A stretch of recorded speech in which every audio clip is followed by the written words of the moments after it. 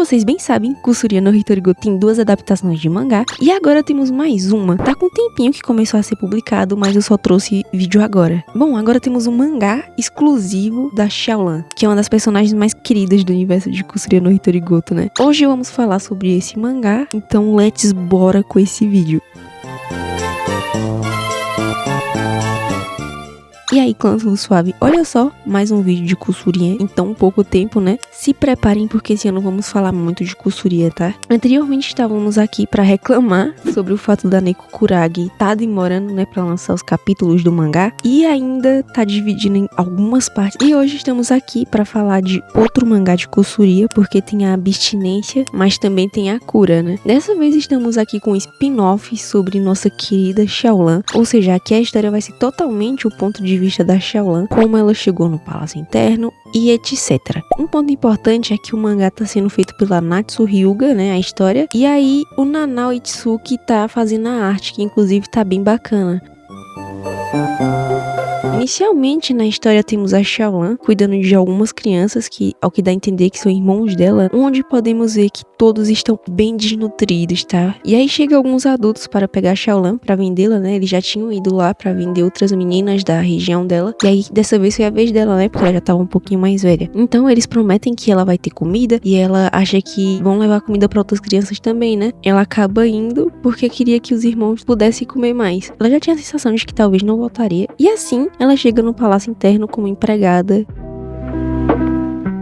A Xiaolan se adapta muito rápido ao Palácio Interno e vemos que ela não tá tão magra assim, né? Depois que chega lá, ela tá mais nutrida e ela realmente tá se alimentando melhor. Só não temos notícia das outras crianças que ficaram pra trás, o que é meio triste. Outro ponto do capítulo 1 é o fato de tá se espalhando o caso das estranhas mortes dos filhos do imperador. No mangá de Kusuria a gente só sabe disso quando a Xiaolan fala pra Mau Mau, mas aqui a gente tem a fonte da fofoca pra poder chegar até a Mau Mau, né? Então é bem bacana. A Xiaolan tava lavando roupas e aí outra menina que trabalha lá começa a falar sobre os filhos do imperador e chega no assunto, né, que a maioria dos filhos do imperador morre. Isso foi um pouco antes do filho do imperador morrer. E aí depois corta pra Mau Mau e a Xiaolan conversando sobre o caso, só que aí eles cortaram direto pra parte que a Mau Mau já tinha deixado os recados, então elas só estavam conversando um pouco mais sobre o tema. Inclusive, aqui a gente vê o preconceito da Mau Mau com os eunucos de forma mais intensa, né? Pra ela, eunucos nem são gente, ela tem um preconceito danado, né? Mas aí também chegando na parte triste do capítulo, todo mundo sabe que a Xiaolan é uma menina que sente muita empatia com todo mundo, e aí quando ela sabe da morte do príncipe, porque ela foi no palácio e tal, ela fica muito mal e lembra dos irmãos dela, que acabaram ficando pra trás. Ela não tinha certeza se eles estavam bem, se estavam se alimentando bem, só que ela deseja que eles cresçam rápido para serem vendidos, né, pra ter uma vida melhor. Bom, os capítulos em um geral são muito resumidos, então acabam bem rápido, são capítulos de até no máximo 30 páginas, mas ao longo deles, vemos como ela descobre as fofocas, como as coisas chegam no Mau Mau. Geralmente é sempre enquanto ela tá trabalhando e as outras meninas que estão junto vão falando. A vida de CLT é igual até nos mangás, né? A pessoa recebe tanta fofoca.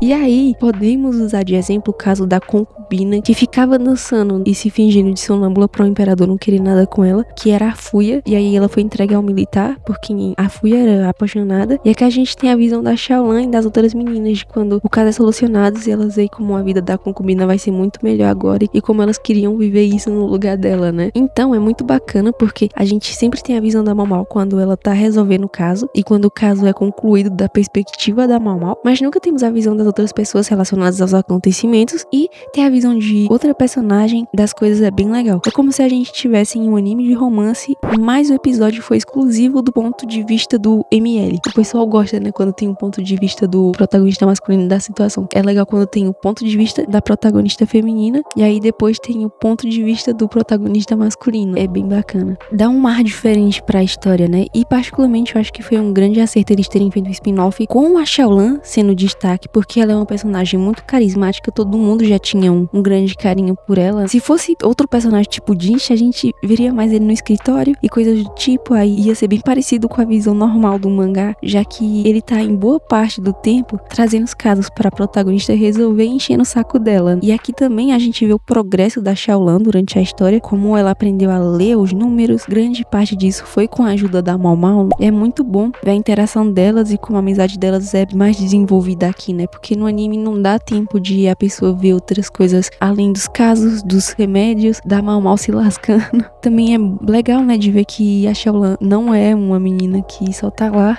existindo. Ela tem envolvimento com muitos dos casos que acontecem, né, no Palácio Interno. Além disso, tem o desenvolvimento dela com as outras personagens também. Tem uma personagem que aparece regularmente, apesar de não saber o nome dela, porque eu não vi ninguém citando o nome da coitada. É bem legal saber que a Xiaolan não fica tão sozinha depois que a Mao Mao foi para o Palácio de Jade. Mas aí ela acaba se sentindo, sim, de fato, com saudade da Mao Mao, porque ela é amiga dela, né? A amiga mais próxima dela lá no Palácio Interno. E aí, quando a Mao Mao sai do Palácio Interno, ela fica bem triste, porque ela diz que se sente um pouco solitária. Mas nem tudo são flores. Algumas empregadas se aproveitam da coitada da Xiaolan e repassam os trabalhos dela pra nossa agora protagonista, né? Porque a Xiaolan é a protagonista aqui do spin-off. E também tem a cena chata de uma concubina sendo ignorante com ela de graça. Ah, e lembram que na segunda temporada chegaram os eunucos novos? Basicamente tem um que tem a idade próxima delas, que é o Yaku. Ele tá envolvido com a morte da mulher que pulou da muralha. Então, pra quem só leu o mangá / assistiu o anime, não vai saber sobre isso, porque não tem no principal. Fica lá, ninguém sabe o que de fato aconteceu pra mulher pegar e conseguir pular um muro e cair na água e congelar até morrer. E se afogar, no caso. Então, eu recomendo ler o mangá da Xiaolan pra saber mais sobre a morte. E sobre esse personagem, eles dois ficam bem próximos, então é bem legal ver a interação deles dois também. E a menina do Palácio Interno que trabalha com a Xiaolan, eu acho que elas shippam eles dois, tá? Elas nem dão a entender isso. Bem, como eu falei, a história tá bem resumida em um nível da Lulan / Shizui ter aparecido no capítulo 7/8. Então, já tô introduzindo a amizade delas duas nessa parte. E a Mao Mao também já foi embora do Palácio Interno. Então aqui a gente vê que a Xiaolan tava preocupada em se sentir muito solitária assim a Mao Mao. E aí chega a Shizui e ela fica menos. E aí uma coisa engraçada do mangá é porque a Mao Mao é extremamente mais esquisita aqui do que no anime / mangá principal. Porque aqui a gente tem outra visão da Mao Mao. Ela é bem esquisita. Não que a gente não soubesse disso. Mas infelizmente o mangá até o momento só tá com 8 capítulos traduzidos. E eu acredito que nem chegou a ser lançado mais que isso. Contudo, eu recomendo que vocês deem uma olhadinha, né? Porque tem bastante coisa legal. Inclusive, acho que tá muito satisfatória. Lembra um pouco a da Neko. É bem limpinho o traço. Eu gosto disso. Só que ainda tem a essência do Nanau, né? Agora que já temos um spin-off da Xiaolan, eu acredito que seria bacana a Natsu pensar em fazer um da Loulan. Já que teve todo o acontecimento no final da segunda temporada. Quem assistiu sabe. E quem leu tá sabendo também. E aí seria bem bacana ter um mangá mostrando a vida dela depois de tudo. Eu queria que tivesse um destaque a mais pra ela em um spin-off. No momento, vamos nos contentar com esse spin-off de agora, né? Já é demais tá tendo isso. Eu tô bastante ansiosa para os novos capítulos, já que até o mangá com 8 capes tá mais avançado que o mangá principal da Neko Kurage. Claro que contém exagero, tá? Mas como é algo resumido, eu não duvido nada que finalize o arco do sequestro primeiro que a versão da Neko Kurage. Porque a Xiaolan, depois desse final, já saiu do Palácio Interno, né? Então, eu tenho certeza que vão focar nisso, né? No mangá também da Xiaolan. Particularmente, eu já sabia que ia começar a sair esse mangá. E também vi quando começaram a postar a tradução. Mas eu preferi esperar um pouco pra ler mais capes. E aí só saiu 8 capítulos. E a Scan também tá esperando sair. Então eu decidi ler logo, porque eu tenho um pouquinho de ansiedade pra esse tipo de coisa. E aí, eu me surpreendi muito como tá sendo elaborado, tá? Bom, novamente, o que nos resta é esperar agora. Mas vai dizer, né? Estamos muito bem servidos esse ano com o Diário de uma Apotecária. Eu vou finalizando o vídeo por aqui. Muito obrigada a quem assistiu. E até o próximo vídeo. Falou!